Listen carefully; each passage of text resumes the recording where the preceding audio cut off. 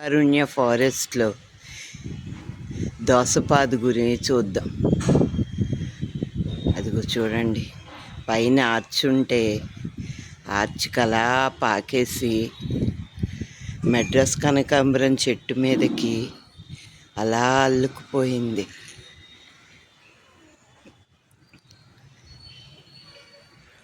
అదిగో ఒకటి కాయ ఆకుల వెనకాల దాక్కుంది, దాగుడు మూతలాడుతుంది దొంగ.